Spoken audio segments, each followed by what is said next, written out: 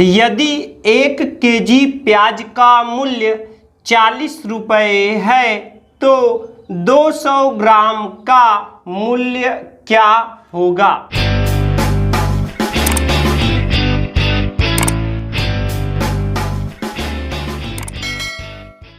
जी हाँ दोस्तों, आज के इस वीडियो में हम दैनिक हिसाब किताब का एक क्वेश्चन देखने वाले हैं जो रोजाना ही हमें सब्जी खरीदते समय, मार्केटिंग करते समय काम आएगा।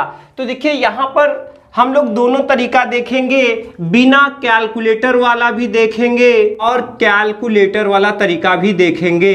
ठीक है, तो पहले हम लोग बात कर लेते हैं बिना कैलकुलेटर वाले तरीके की। इसमें हमें क्या करना पड़ेगा, ना हमारे पास कैलकुलेटर हो, ना कागज कलम हो, सिर्फ हमारे पास हमारा दिमाग हो। तो इसका हिसाब हम कैसे कर सकते हैं? तो देखिए यहाँ पर 1 केजी प्याज का मूल्य कितना है। तो देखिए यहाँ पर जो मूल्य दिया हुआ है वो कितना दिया हुआ है, वो दिया हुआ है 40 रुपये प्रति केजी। ठीक है, तो अब देखिए बिना कैलकुलेटर वाला तरीका बहुत ही आसान है। देखिए यहाँ पर हम एक टेबल बनाते हैं और ये टेबल, इस टेबल से हम कोई भी हिसाब निकाल सकते हैं। तो देखिए 40 रुपये में कितना मिल रहा है, 1 केजी।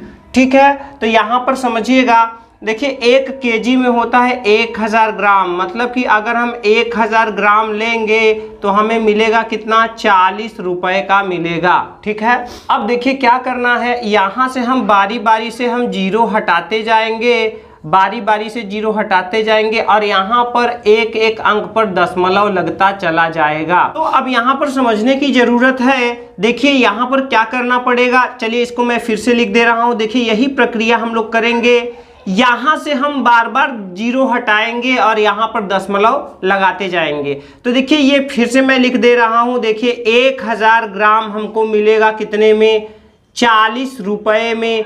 ठीक है, अब देखिए यहाँ पर जब एक जीरो हटेगा तो ये जो यहाँ पर जो दशमलव पीछे रहता है, किसी भी संख्या के पीछे दशमलव छिपा रहता है तो वो आगे आ जाएगा और ये हो जाएगा 4.0। तो देखिए 100 ग्राम का होगा 4.0 रुपए। तो दशमलव के बाद जीरो है तो इसका कोई मतलब नहीं होता। इसके बाद फिर से हम यहाँ पर क्या हो जाएगा, एक जीरो हम हटाएंगे और ये दशमलव फिर से आगे खिसक आएगा, ये हो जाएगा 0.4। ठीक है, तो अब देखिए इसको अगर समझना चाहते हैं तो देखिए दशमलव के बाद पीछे सबसे जीरो बढ़ा सकते हैं। तो ये देखिए हो गया 40 पैसे का 10 ग्राम और 1 ग्राम मिलेगा।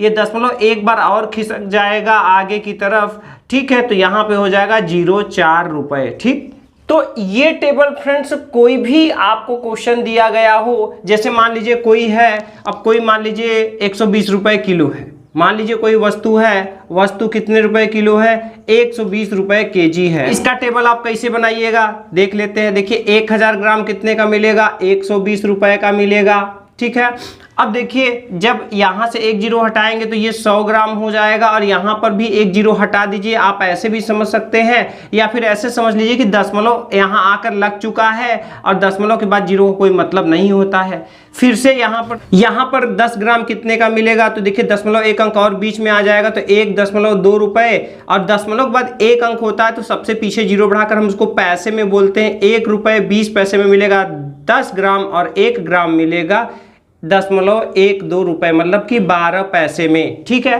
तो देखिए इस तरह से देखिए ये टेबल फटाफट बन गया। अब देखिए इसमें 1000 ग्राम, 100 ग्राम, 10 ग्राम, 1 ग्राम, ये सबका रेट हमको पता हो गया। हमको जो भी चाहिए हम आसानी से निकाल सकते हैं। तो जैसे देखिए यहाँ पर क्या पूछा गया है, 200 ग्राम, तो 200 ग्राम का पूछा गया। अब देखिए यहाँ पे 100 ग्राम कितने का है, 100 ग्राम है 4 रुपए का। तो बताइए 200 ग्राम कितने का होगा, तो 4 दूनी के 8, क्योंकि 100 का दूना 200 और 4 का दूना 8, 4 दूनी 8 रुपए का। तो देखिए कितना आसानी से निकल गया।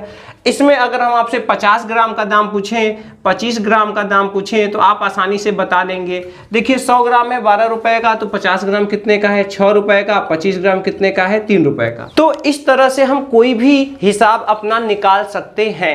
अब यहाँ पर आइए देखते हैं कैलकुलेटर से हम कैसे करेंगे। तो कैलकुलेटर से जो प्राइस हम निकालते हैं, जो मूल्य निकालते हैं, वो क्या होता है, यहाँ पर दाम होता है केजी का और इसमें गुणा करना रहता है किससे, मात्रा से, लेकिन मात्रा भी केजी में ही होना चाहिए।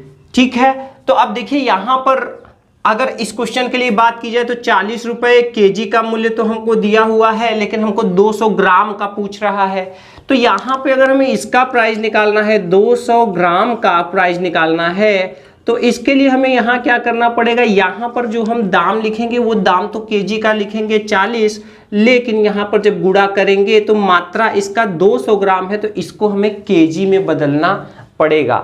ठीक है, तो देखिए 200 ग्राम को जब केजी में बदलते हैं तो इसी को हम यहाँ पर क्या करते हैं, तो इसका नियम है क्या कि पीछे से 3 अंक पर हम दशमलव लगा देते हैं तो ग्राम किलोग्राम में बदल जाता है। तो यहाँ पर देखिए यहाँ 200 ग्राम है तो यहाँ 2 डबल जीरो हो गए, यहाँ दशमलव लग गया। अब ये किस में बदल चुका है, अब यहाँ पर हम लिखेंगे केजी। ठीक है, तो ऐसे ही यहाँ पर भी समझिएगा, तो यहाँ पर हमें मात्रा केजी में रखना है, यानी 0.200। जैसे ही हम एंटर करेंगे आप देख रहे होंगे कितना आ रहा होगा, 8 रुपये, जो कि यहाँ पर भी हम लोगों का आया हुआ है। तो इस तरह से हम आसानी से निकाल सकते हैं। बस यही फैक्ट आपको ध्यान रखना है कि अगर केजी में दिया हुआ है और आपको केजी का भाव पता है, ग्राम का निकालना है, तो पीछे से 3 अंक पर दशमलव लगाकर फिर आप उसको यहाँ पर एंटर करेंगे और गुणा का चिन्ह लगाएंगे, तुरंत आपको आपका भाव मिल जाएगा। अब यहाँ पर आप सोच रहे होंगे यहाँ पर तो 3 अंक है, तब तो केजी में बदल गया, अगर 50 ग्राम का हमें निकालना हो गया तब, तो अब इसमें भी वही रूल्स फॉलो करना है। यहाँ पर आपको 50 तो लिखना है, पीछे से 3 अंक, एक अंक, 2 अंक और 3 अंक। अब यहाँ कुछ नहीं है तो अपने से आप 0 लगा देंगे और फिर यहाँ आप दशमलव लगा दीजिए। तो इस तरह से अगर यहाँ आप केजी का भाव रखेंगे और यहाँ पे आप 50 ग्राम का निकालना चाहते हैं तो उसको 0.050 करके यहाँ गुणा करेंगे तो यहाँ आपको उसका प्राइस मिल जाएगा। अगर चलिए अब ये 2 अंक का है, 1 अंक का जैसे 5 ग्राम का ही अगर आपको निकालना है तो वो कैसे आप करेंगे, तो अगर 5 ग्राम को अगर आपको केजी में बदलना है तो 5 लिख दिए, आप पीछे से 3 अंक पर दशमलव लगाएंगे तब केजी में बदलेगा, तो पीछे 2 जीरो लगाकर तब यहाँ दशमलव लगाएंगे।